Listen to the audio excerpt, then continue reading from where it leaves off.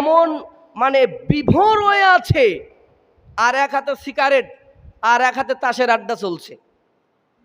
রাত 2টা 3টা 10 পর্যন্ত আওয়াজ আসলো, উঠে দেখি তাসের আড্ডা চলছে বিভিন্ন জায়গাতে।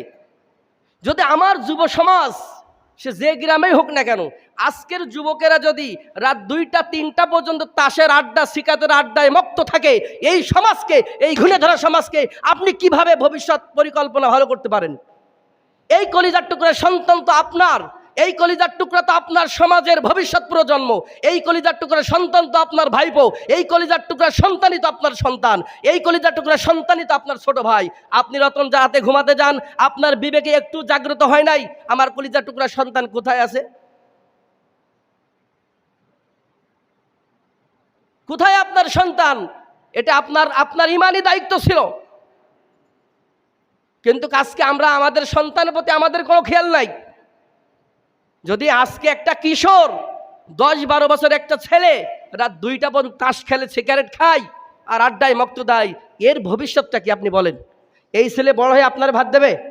কথা বলেন, এই ছেলে বড় হয়ে আপনার ভাত দেবে? এই ছেলে বড় হয়ে আপনারা সম্মান করবে? এই সমাজের গুণী গুণী ব্যক্তি যারা আছে, শিক্ষিত যারা আছে, তাদেরকে সম্মান করবে, শ্রদ্ধা করবে? ছোটদের কি তারা স্নেহ করবে? কখনোই করবে না। তার কারণ ওরা মানুষই হচ্ছে একটা এমন একটা জীবন নিয়ে তারা মানুষ হচ্ছে, তাদের ভিতরে শ্রদ্ধাবোধ থাকবে না, তাদের ভিতরে স্নেহবোধ থাকবে না। থাকবে? এই দায়িত্ব কাদের? আপনাদের। এই দায়িত্ব কাদের? আমাদের। আমরা যদি সচেতন না হই, এই ঘুণে দ্বারা যুবক কিশোরদের আমরা যদি সাবধান না করি, আল্লাহর কাছে কিন্তু আমরা জবাব দিতে পারবো না কেউ। তার কারণে আল্লাহ রাব্বুল আলামিন বলছেন, ওয়াকালাল্লাযীনা কাফারু রব্বানা আরিনাল্লাযাইনি আযাল্লানা মিনাল জিন্নি ওয়াল ইনস।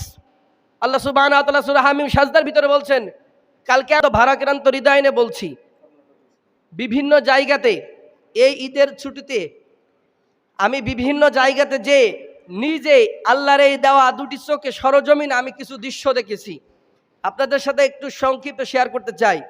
আজ ঈদের দিন মাগরিবে নামাজের সময়, আমি নাম বলবো না, কোনো জায়গারই কোনো এক মাগরিবে নামাজের সময় কোনো এক মসজিদের সামনে একটি ইজিবাইক দাঁড়াইছিল। সেখানে কিশোর, যুবক বলা যাবে না, 8-10 বছরের কিশোর, তাদের ইজিবাইকের ভিতরে বড় বক্স, কেউ সিগারেট খাচ্ছে, কেউ গল্প করছে। আমি যাচ্ছি নামাজ আদায় করতে মসজিদে, আমি তাদেরকে জিজ্ঞেস করলাম, তোমাদের বাসা কোথায়? একটা গ্রামের নাম বললো, নাম বললে আপনারা চিনে ফেলবেন, বলবো না। নাম বলার পরে বলছি, এই বক্স কোথায় নিয়ে যাচ্ছে? কয়, নিয়ে গেছিলাম, ফেরত দিচ্ছি। কখন নিয়েছিলে? সকাল 10টায়, আর সন্ধ্যার সময় ফেরত দিচ্ছে। আমি জিজ্ঞাসা করছি ভাড়া কত? কয় 800 টাকা। গাড়ি ভাড়া যাতায়াত তো আছেই, আবার 4-5 ঘন্টার ব্যবধানে একটা বক্স শুধু নিয়ে আসে, বাজিয়েছে, ভাড়া দিতে হবে 800 টাকা। আবার এই যুবকগুলোর যাতায়াতের গাড়ি ভাড়া আছে, আবার এই যুবকগুলো সিগারেট খাচ্ছে। এই যুবক বা এই কিশোরগুলো আপনার আমার সন্তান, আপনার আমার ভাই না? কথা বলেন, আপনার আমার ভাতিজা না? তাহলে তারা ঈদের দিন এই যে অপকর্মটা করলো, এটা দেখার কেউ নাই, এটা দেখার কেউ নাই। এমন দৃশ্য কিছু দেখেছি, এক হাতে মোবাইল